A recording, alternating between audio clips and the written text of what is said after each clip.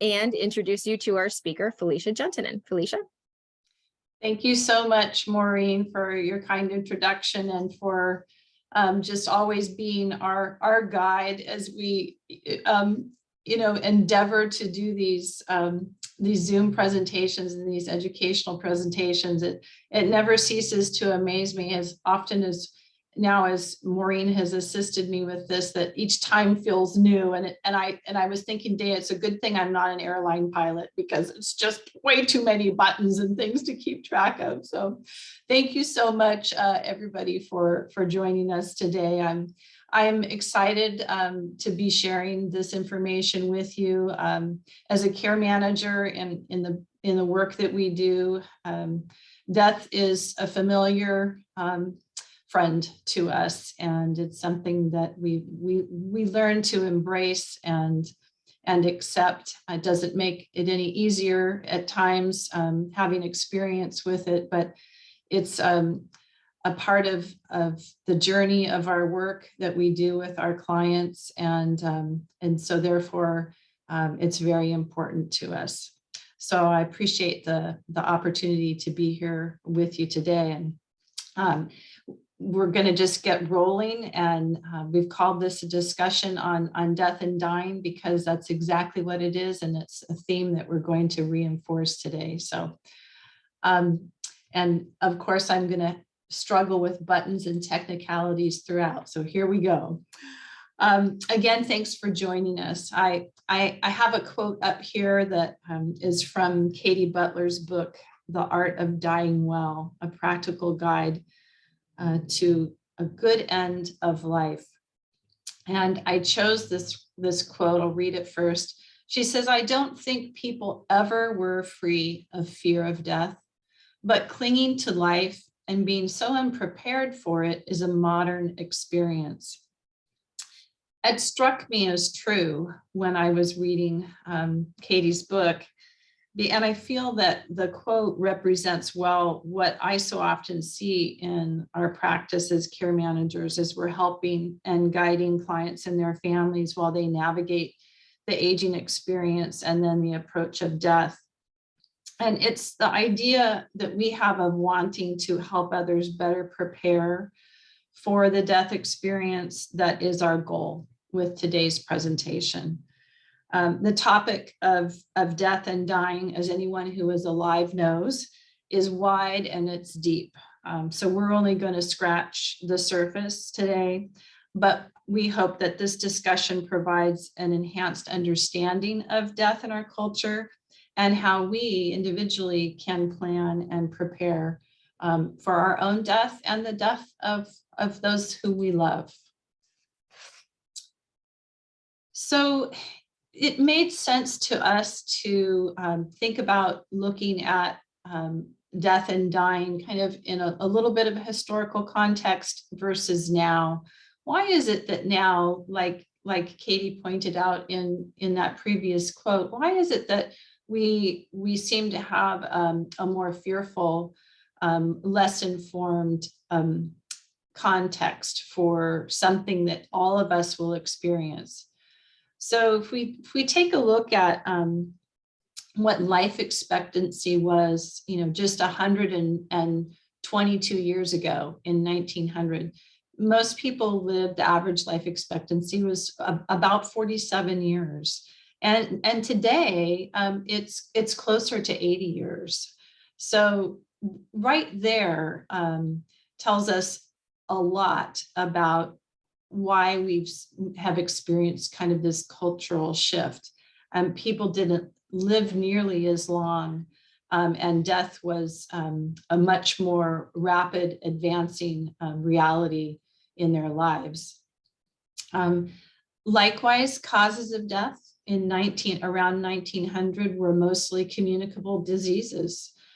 Things that people did contract earlier in their lives, and so thus did not have a survival rate like we do today.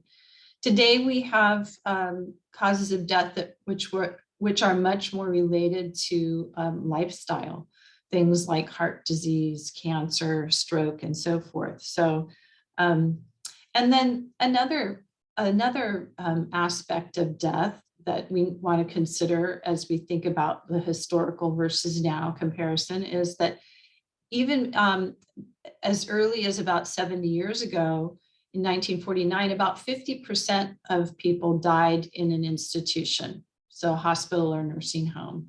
Whereas in 1980, that number had increased to close to 74%.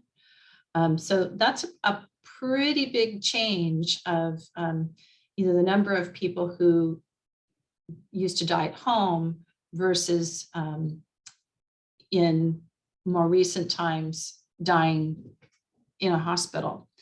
So when we look at these shifts in mortality statistics and causes of death and location of death, we begin to see how they can influence. I'm going to admit one more person here. They can influence our expectations about death and dying. As care managers, we experience the death of clients in all settings because we serve clients at home, in assisted living, in memory care, in residential care, in skilled care, and even in hospitals. So we're often with them in the journey as they move from one setting to the next, and as their care needs change. So we thought it was important to think about how has the shift that has occurred in our culture influenced our understanding of death and dying. So we wanted to share a few of those statistics with you. We've medicalized birth and death and stigmatized death by thinking that if we don't beat it, then we've lost. We use phrases like fight cancer, win the battle, and they aren't in themselves, bad things to think positive. But we also want to think about embracing the reality that death is not a personal failure, but that it's part of life. And a century ago, thinking back to that previous slide, dying was really more of a family and community event. It wasn't a medical thing. It wasn't something that you lost if you didn't beat death. Because more deaths occurred at home, people were exposed to the dying process. Even as children, that was something that more people had experience with. So advances in medicine now often mean that a terminal diagnosis doesn't mean that a person will die, right? So there are other decisions that are factored in. But a diagnosis does heighten that sense of urgency. Oh, now death becomes more of a reality, and maybe having to think about death. What about personal experience? Personal experience is something that definitely influences how we think about death or the dying process and death, whether it's our own or someone around us. So self-reflection and contemplation about why we feel the way we do about dying is an important part of what we're going to talk about, normalizing the conversation around death. So for myself, I had to do a lot of self-reflection about what early experiences or impressions in my experience influence my work today. I had some pretty traumatic early childhood experiences around death where it wasn't normalized. It was scary. It was something I wasn't prepared for. It was something that was hushed, wasn't talked about.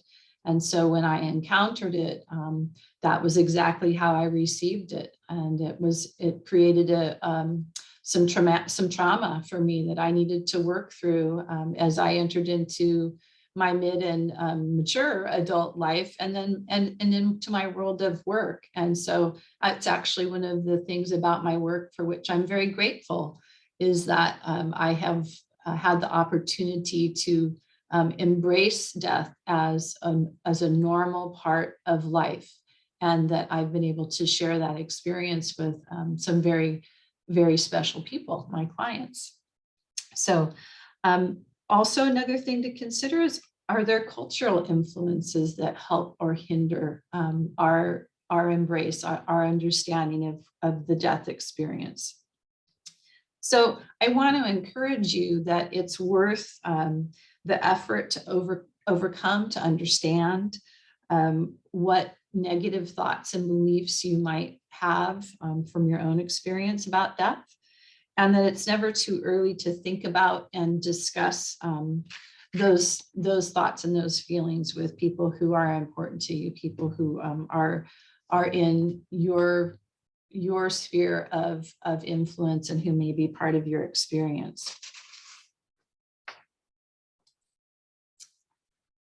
So because we're care managers, we're all about research and preparing and equipping ourselves with information, and also imparting that to our clients. So when we look at death and dying from a holistic point of view, which our work is very holistic, we're all about looking at the whole person, not just their physical aspect or their medical needs, but their emotional, their psychological, their spiritual, their social. So when we think about it, death is like that. It's not just a physical event. The end of life touches all aspects of a person. So some questions that we want to start to consider and ponder are that changes in medical technology and culture require changes in decision making about healthcare and end of life care. So not maybe can we, but should we? And is the goal living longer, or is the goal living better?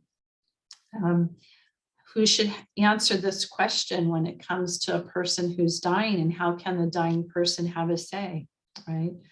There's also more discussion around something we call person-centered care, understanding what matters to the person. And these are things we're going to talk about.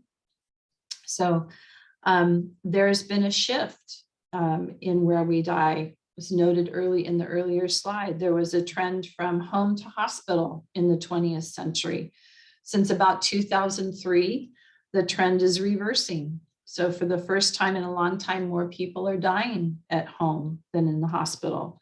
We're going to talk a little bit about hospice as we move through the presentation, and because of the presence and availability of hospice, that's enabling more people to die at home. So an emphasis in our discussion today is going to be to elevate the importance of conversation around death and dying, and providing you with information about support and resources that are available for end of life care. So a big part of your research and preparing is thinking about overcoming negative thoughts and beliefs about death. What are yours personally? What are they culturally? What's influencing you? Understanding what death looks like can help prepare for the process and mediate fear. We're going to discuss that. And then again, knowing what support resources are available. So those are our goals today. So palliative care is one of those resources that we want to begin educating people about, especially as their health is changing, or they're thinking about what they want their health care to look like. So palliative care is a specialized medical care. It's provided by a trained team of doctors, nurses, other specialists. They work together with a patient's regular physicians to provide an extra layer of support. It's based on the needs of the patient and not their prognosis. So the unique thing about palliative care is that it can be provided along with curative treatment options. So can be chosen very early on in a person's healthcare journey as they are working through what kind of options they want to pursue. So it's palliative care as we know it in our community is mostly offered by hospice agencies, some of the same teams of providers that they're networking with. It's often covered by Medicare or insurance. And it can be sometimes more broad-based than hospice care, but unlike hospice care, the services could also be limited. It's appropriate to at any stage or at any age for any serious illness, and again can be provided along with curative treatment options. So that's one of the things that sets it apart from hospice care. Hospice care, on the other hand, is medical care for people whom their physician has decided they have 6 months or less to live. But I will tell you, many of us who have experienced hospice care with a client or a loved one often find that they live longer than 6 months. I've had clients who were on hospice for 2 or 3 years, receiving the support of hospice, and actually improved their condition for a while because certain medications or treatments were pulled back, and they were allowed to rest and receive the care and the comfort that they needed. And that ended up being a little bit restorative. But the thing that differentiates hospice care from something like palliative care is that the focus is on symptom management, on the quality of life, their comfort, not the cure anymore. Hospice is initiated by physician referral and confirmed by the hospice director. And along with hospice, again, comes that team of nurses, home health aides, social workers, chaplains, volunteers, and they come to the patient. Most hospice care is received right where the person is living, often at home, but it can be received in assisted living, it can be received in skilled nursing, it can even be received in the hospital. Hospice is 24/7. That's another very unique feature of it. So it doesn't mean that someone is there all the time with the patient, but it means someone is accessible. And that can provide immense support to a family and the rest of the team. So there's a few things that hospice is not. It's not a replacement for skilled or residential care. In other words, if your loved one is receiving care in those settings, it doesn't mean that they're not going to need that care anymore. Hospice isn't going to step in and provide what they're already receiving. Hospice is going to augment or supplement what they're receiving. They're going to receive a weekly or bi-weekly nursing visit, a home health aide who comes in several times a week to help with bathing.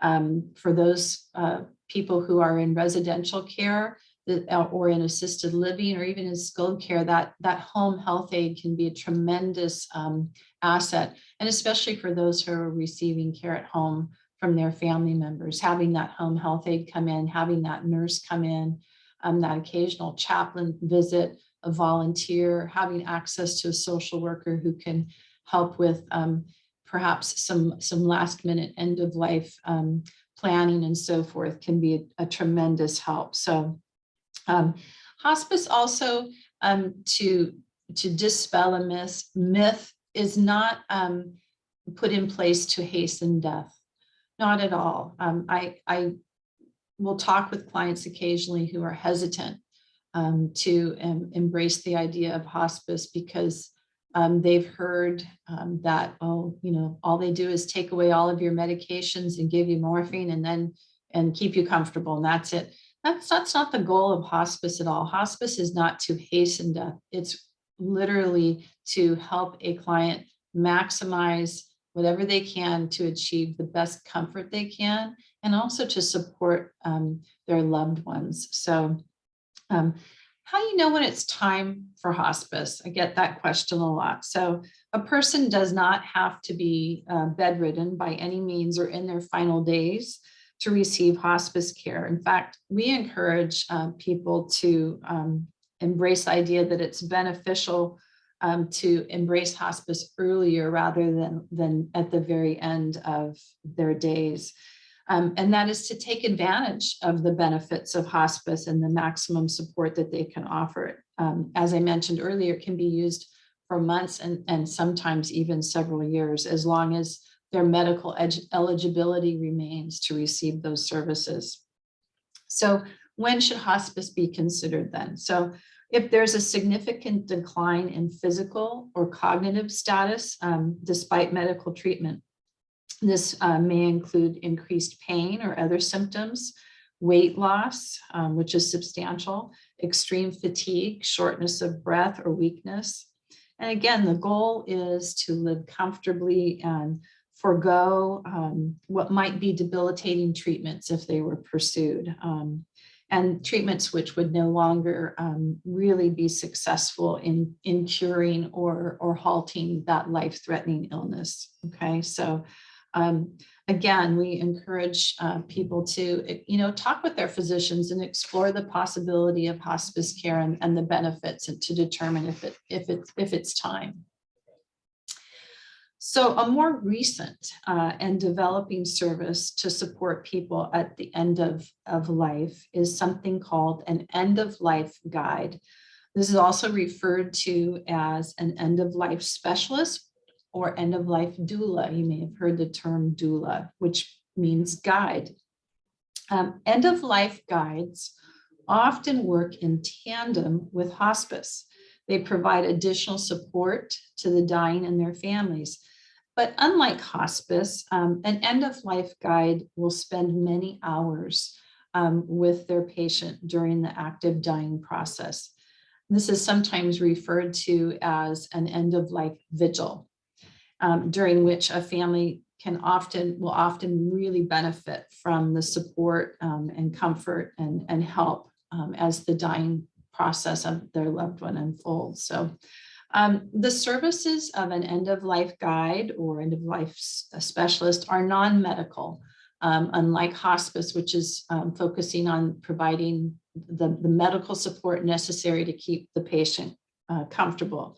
So an end-of-life guide, their services are non-medical, but they're trained to recognize the changes that occur as a person is actively dying, as well as how to optimize the comfort for the dying and their loved ones who may be present. So they would be helpful in determining what can be done to make that environment more comfortable for everyone. They can help with family members who may be struggling and may need some extra comfort and guidance in understanding what's going on.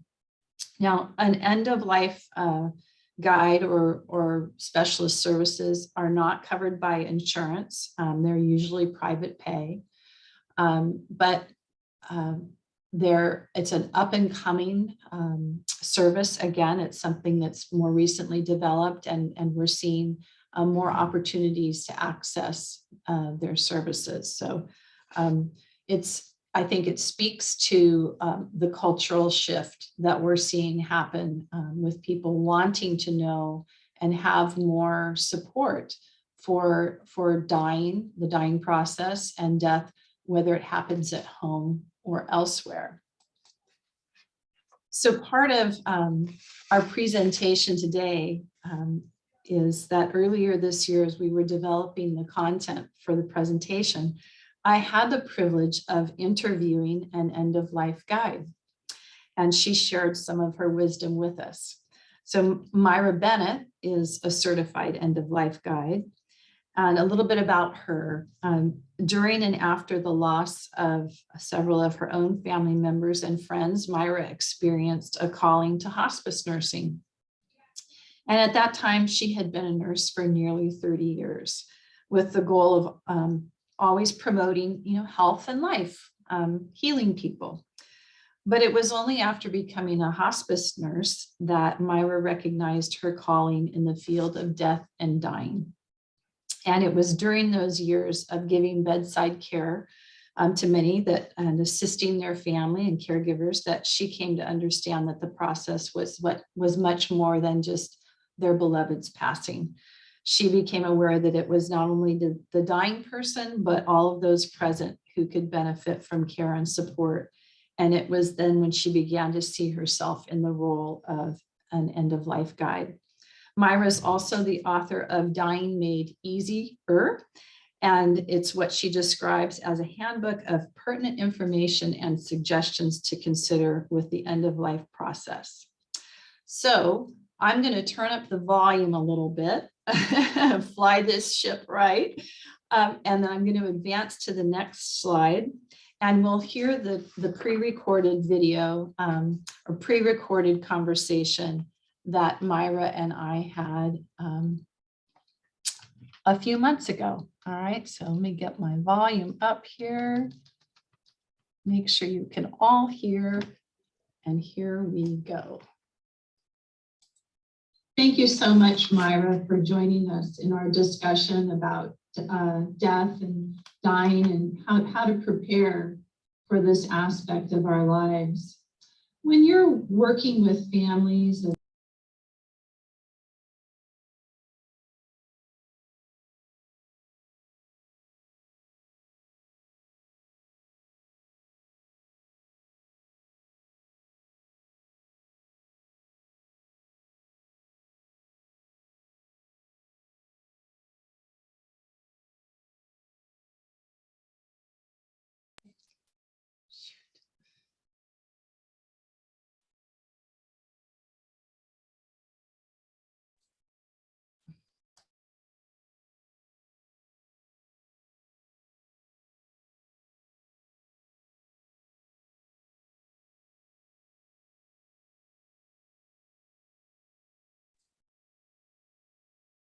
I think I'm going to have to start the interview over. So I beg your patience. Beloved is There we go. a pretty strong emotion. And so it's something that, just generally speaking, you know, we are a death denying society. And so we choose not to have those tough conversations. And so there's ways to get around that. There's great, you know, little videos and card games, believe it or not. What I have had folks tell me they have really good success with is having a dinner, having a family dinner. There's an organization, it's wonderful, and they have a film that is so useful. It's called Death Over Dinner. So that would be deathoverdinner.org, and they have a video you can watch. And essentially what is said is that we tend to sort of let our guard down a little bit when we're at a table having a meal with people we love. And so it seems to be a good environment. And what I've had some of my clients say is that they reach out to the family and say, I'm hosting dinner, you know, Friday the 14th or whenever it is. And I hope that you all can make it because I'd like to discuss something, you know, important with you along those lines. If you say I'm going to talk about my own death, they're probably going to have other plans that night. So, you know, it might just be a come see what we're going to talk about, you know, kind of thing, so that they will hopefully be open-minded when they come for the dinner and be willing to sit and have a conversation. You know, it may be a surprise, but as we get older, we get more comfortable with our own end of life, but our family, not so much so. So I found that just asking them to be open-minded about your thoughts about your own last chapter, so to speak, is the most successful way that I've seen. I like that idea of taking something that is a normal interaction, having a meal, and using it to normalize the discussion about something that so many of us tend to be uncomfortable with. Yes. Really is a helpful tool, whether it's, you know, having coffee with a friend who you might be asking to be your advocate, or having that family dinner, just using a normal activity that it does tend to help us feel more relaxed and saying this is a normal thing to talk about. Yes, yes. And I think it helps your family to be a little more comfortable. Myra, how could having a better understanding of what to expect from the dying process relieve some of the fear that we might have about dying or being with someone when they are dying? And could you walk us through maybe some typical things to expect? Start acclimating yourself to this idea that, you know, everyone has an end of life, everyone has a last chapter, and what does that look like? And accepting it. You know, I think that coming to the acceptance that death and dying is a natural, normal life event. We've sort of, in our society, we've sort of made death and dying a medical diagnosis. It's really not. It's really just a natural life event. And so coming to terms with that this is what every life form on the planet is here to do. It's not wrong or bad. I mean, there can be some hiccups and you need to address those. Hospice is great about doing that. But the actual event itself is a natural life event. And seeing it as such allows you to have more opportunities to create what you want that to be. If you live life from the perspective that it is a beautiful gift, you can also experience that same part, that same awareness when you are completing that life. So what I hear you saying is that really helping a family or an individual reframe their perspective about death is really elemental in removing the fear. Yes, and you know, I think often what happens is you sort of address that elephant in the room. And once you say that word, you know, once you say, how are you doing with the changes that you're seeing with your mother? How are you doing with coming to terms with that your mother is coming to completion of her life? And so then you put it out there, you know, to discuss. And it's just like a miracle because then things start flowing. You've given permission to start discussing those emotions. So it's a chapter changing. Yeah, sometimes that's the benefit of having that third party, that objective person in the room who can kind of break that ice. Very much. Say what it is and get that conversation flowing. Yes, and an opportunity to ask questions, and you know, because people will have thoughts, but they're afraid to share them. It's almost like if I say that, then I'm going to make it come true. So, you know, you're kind of again opening that door so that they feel safe, that they can ask those questions and get that knowledge, like you're saying, you know, having the knowledge ahead of time will make a difference. As there's sort of a trend now with the increased access to hospice and palliative care and rising awareness and desire for people to not necessarily want to be in the hospital when they die, more people now choosing to die at home. How can loved ones best support that? And how can we support caregivers in knowing what to expect? I think there's still a lot of fear I see in working with families, especially those who have not been around someone at the time of death. So can you walk us through maybe what are some typical things to expect when someone dies? Well, first of all, say yes to hospice, because hospice is undervalued, understood,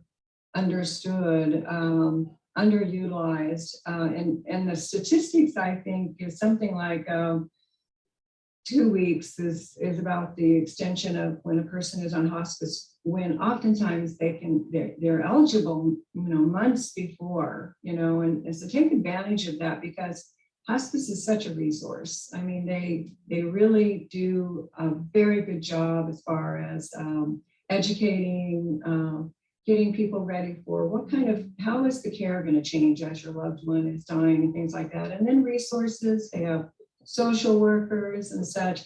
And most hospices will give the family a booklet that I think is priceless.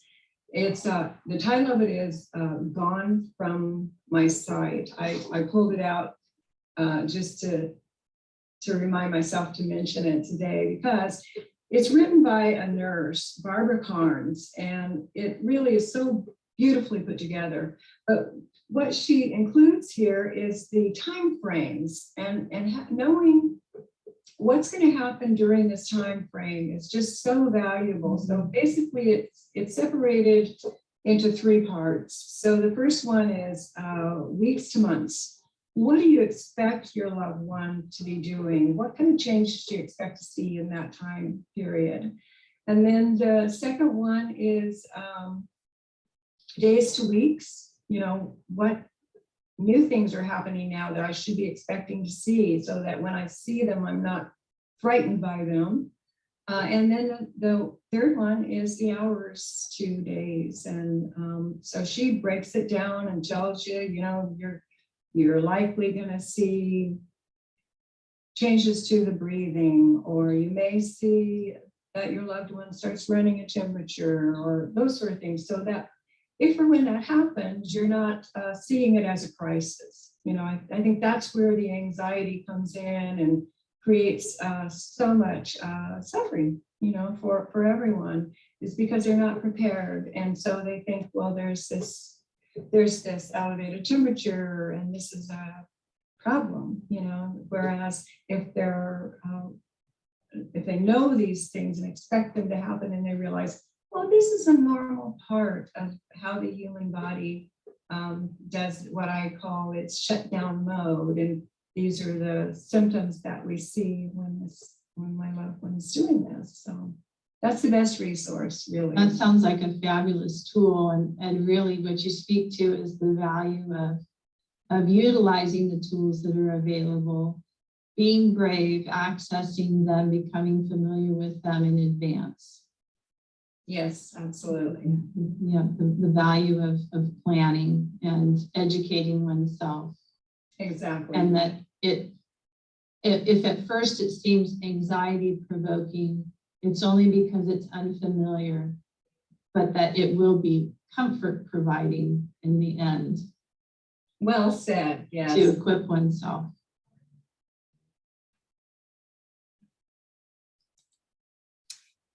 Well, I can't express my gratitude enough to Myra for the wisdom that she shared with us over the discussion that she and I had. She really spoke to something that we as care managers promote repeatedly throughout our work, and that is the value of a plan, and how important it is to just think in advance about what we want and how we're going to accomplish that. And one of the things that we really believe and promote is that planning is the gift that we give to others. There's nothing worse than somebody who loves us having to wonder what it is we want in the event that we can't speak for ourselves. So we try to encourage people, don't leave your loved ones guessing. And so that's how you're going to have a say at a point where you can't speak for yourself anymore. So don't think in terms, we want you to think in terms of asking not just what's the matter or what can be done, but what matters to you. And so when you think about that in advance, you're planning, and there's tremendous value in that, not only for yourself, but also for those who love you. So, as care managers, many of the clients whom we serve are in their 80s and 90s. And So we just witness on a regular basis the struggle of determining when to pursue care and to what extent. And frailty can occur at any age, but because of the nature of the work that we do, we're typically encountering it with those late in life. So, and it isn't unusual for us to observe changes in our client's condition and then be the ones to encourage the family to consider a conversation with their medical provider to discuss, is it time for a change in care that focuses on comfort versus cure? So again, referencing author Katie Butler and her book of The Art of Dying Well, she really seeks to educate the reader about the importance of recognizing frailty and how this influences the definition of what is helpful medical care toward the end of life. So characteristic features of frailty include significant change in energy, sleeping more of the day than being awake, being too weak to rise easily from a chair, moderate to advancing dementia, issues with swallowing, and significant weight loss. Certainly not limited to those features, but those are very characteristic features. And Butler really counsels that pre-existing or lack thereof energy, strength, mental acuity really influence the likelihood of recovery from surgery or serious intervention. So if someone's too weak to undergo surgery, there's really no need to put them through stressful diagnostic tests that aren't going to change the course of their treatment. So when frailty is recognized, Butler encourages people to respond accordingly by being selective with the care that they seek. So, frailty, as the slide says, is that stage of health where medical approaches can do more harm than good. Unfortunately, in our work as care managers, we sometimes witness that, and we're again encouraging our clients to dialogue with their physicians, or if they're representing their loved one, to do that. And then just encouraging that shift in focus from prolonging life to preserving function and relieving suffering. In other words, keeping them comfortable, thinking about the quality of their time. So then how do we respond to frailty? Well, good medical care for a frail person might focus on something like physician house call services. These are becoming more prevalent. A lot of them are telemedicine, but they can achieve the goal of keeping a person supported and in place and comfortable. Again, shifting the focus from cure to comfort. Updating advanced directives. We're going to talk about advanced directives in a few minutes, but making sure that that if hopefully your wishes are in writing, that they reflect any changes that you've made. A medication review, what can be reduced or eliminated, because that can go a long way toward increasing someone's care or increasing their comfort. And then thinking about a pathway to a peaceful death. Limiting the risk of an ER visit or hospital stay, because the potential trauma that can occur during an ER visit can often lead to a cascade of events, diagnostics, treatments that, again, thinking back to doing more harm than good, can do more harm than good. So understanding frailty factors in significantly to planning and decision-making for end-of-life care.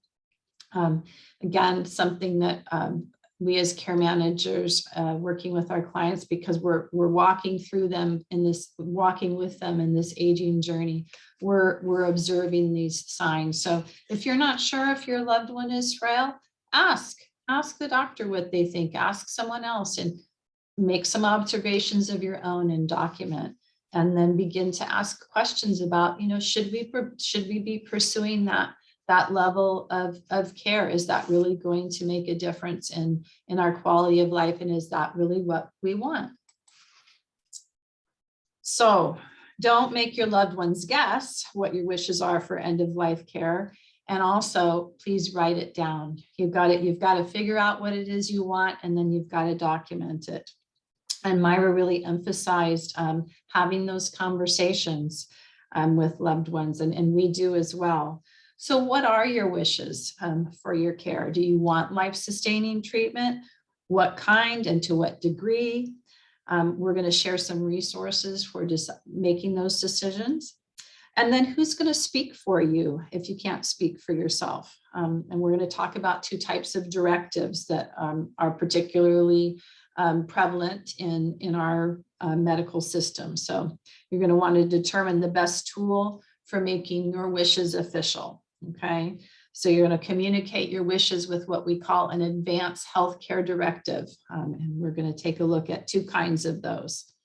I want to make a note here too, that says is especially important to complete these forms while you or your loved one still have the ability, meaning the capacity to do so.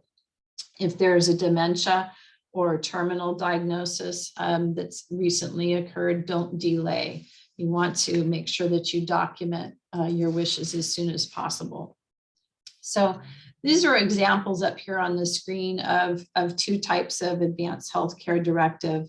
The one on the left, the white page, this is just a standard multi-page form you can download from the internet. I think we may link to it or provide a link to it in our resource guide. If not, it's again available on the internet, California form. And it's a very easy to complete form, requires 2 witness signatures, doesn't need an attorney for you to complete, doesn't have to be notarized, can be. If you're in a skilled nursing facility, then it does need to be notarized, but if you're at home or anywhere else, 2 witnesses is all it takes. The one on the right is what we call a POLST. That stands for Physician Orders for Life-Sustaining Treatment. And it works in tandem with the standard advanced healthcare directive. It's kind of the action, puts into action the philosophy that is stated in the advanced healthcare directive on the left. The difference is it's signed by a physician, so it's a medically enforceable form. It's also a portable form, meaning that it's enforceable and can go with you across levels of care. So from home to hospital to skilled nursing and back again. It's a form that we recommend for almost all of our clients that they have completed and posted on their refrigerator. For almost all hospice patients now, a POLST form is something that they will have completed and available to provide the direction that they want.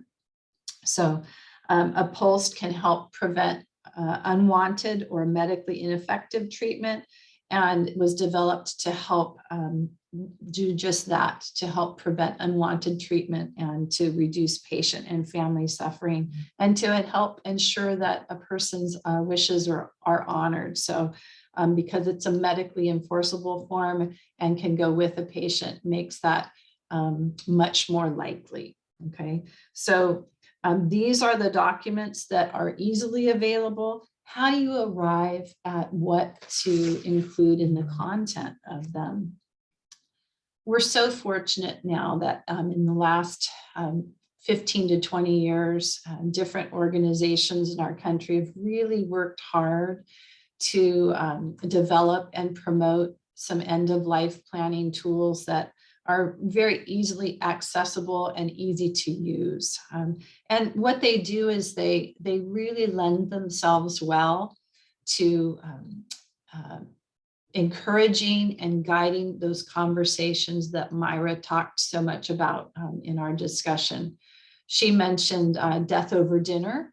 The Conversation Project and the Go Wish cards are 2 tools that can be easily used during a conversation or a gathering where you might want to bring together those that you love and talk about what your wishes are.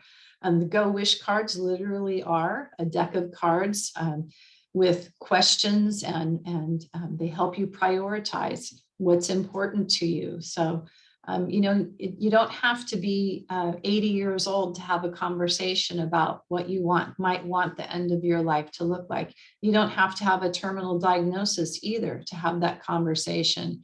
I often encourage my clients who are older or who are dealing with a diagnosis and are being intent about this, that the example that they're setting for their younger relatives is really important. Get them talking, get them thinking, help normalize these important conversations, help normalize the reality that death is a natural part of life. So documenting your wishes can happen with the advanced directives I just showed you on the previous screen. 5 wishes is a tool I'm going to show you in a moment, just a quick screenshot of, and then memorializing, who you are and what's important to you. There are tools for that as well. So let's here is what 5 wishes looks like. This is a very popular tool. It was actually developed in 1996, and it encourages discussion and decision-making about the end of life. There are 5 sections in it. You can see here on the left side of the screen, what the person that you want to make decisions for you. That's typically what we refer to as your agent. The kind of medical treatment you want or don't want, how comfortable you want to be, how you want people to treat you, and what you want your loved ones to know. So 5 wishes, there are usually workshops available in communities. You can look it up online. There are all kinds of tutorials and things available for completing this. And you can even complete it digitally now. So of course, because we're in the digital age. So this is what 5 wishes looks like. And it's a multi-page pamphlet. The Conversation Project, again, speaking to the importance of conversation. This is a national initiative that's dedicated to helping people talk about their wishes for end-of-life care. They did a 2018 survey that showed that 97% of people say it's important to put their wishes in writing, but only 37% have actually done so. And 2% of people say that talking with loved ones about end of life, or more than 2, I think it's 92% say that talking with loved ones about end of life care is important, but actually only 32% have had the conversation. So the Conversation Project, again, developed to encourage that. And there are 6 steps in their program, and very easy. You can see here on the screen, they kind of give you a spectrum to consider in your decision making. So it's not just a blanket statement that they want you to complete or an open-ended question. They really do help to guide the process. They do this with 6 steps. They call it 6 steps for planning your future. Evaluate your quality of life, have a conversation with your loved ones, identify a loved one who can make your decisions, your agent, talk with your healthcare provider, very important, complete the paperwork, such an important step, and then adjust as your medical condition changes or as your priorities may change. So in other words, an advanced healthcare directive can be completed now while you're healthy and be adjusted as things change with you. Or it can be completed now if you're working through a diagnosis, and again, adjusted as you need to. So really, I think I break this down into 4 steps: think, talk, choose, complete.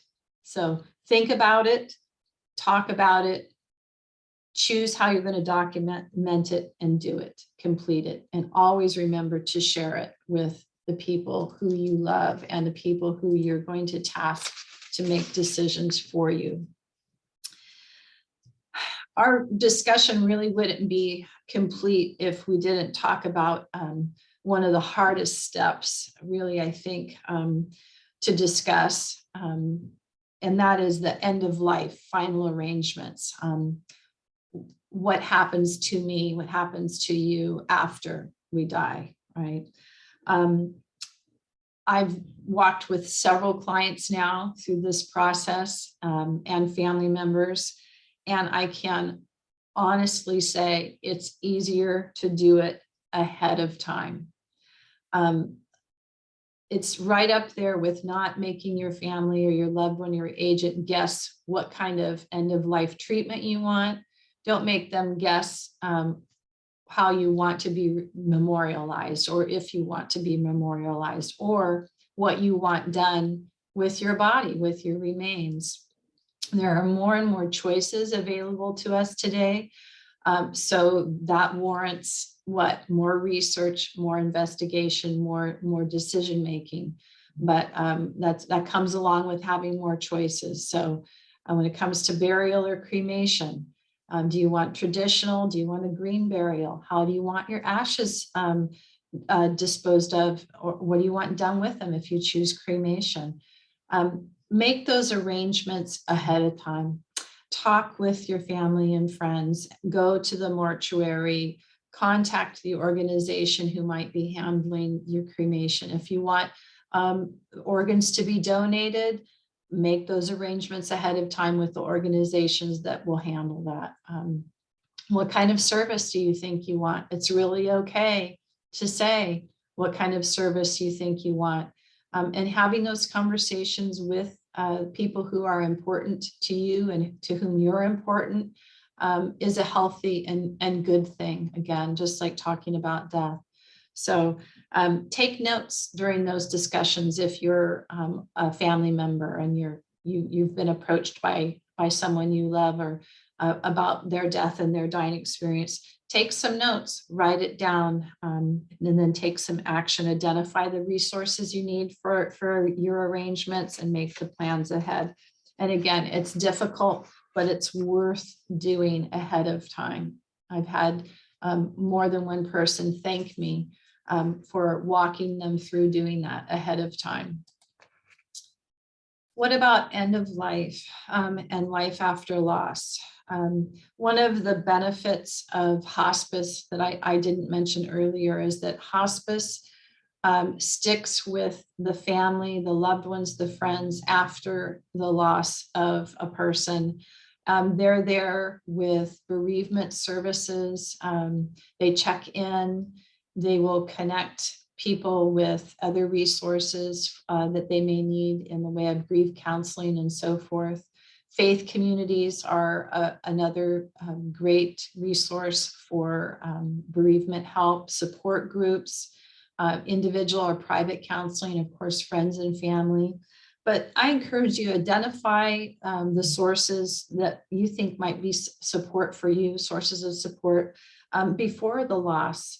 Think about those, make some connections. I have a dear friend who lost a husband last year, and she connected with a social worker prior to her husband's death and checked in with her periodically, and they already had a connection so that after her husband passed, she was able to help her some more and help her make some important connections for some bereavement support after his passing. So, again, it all falls into the category of being difficult, but so important and so worth it to do in advance. And even basic information in advance can be helpful, like knowing that that hospice is always there with bereavement support. And it's such an important part of the services that they provide. Well, we've used this quote in some of our other presentations, but both Maureen and I thought that it was really a poignant way to end this discussion. And Jacques says it so well, everything that has a beginning has an ending. And when we make peace with that, all will be well. And we truly believe that much of that peace is found in planning for the end of life, and starting with equipping yourself with information, documenting your desires, and then advancing to having those brave but really important conversations and discussions. And so we hope that today's discussion has been of value to you, has given you a good overview of some things to consider, whether it's for yourself, for someone you love, or you're just, in an information gathering phase, to use when it's needed.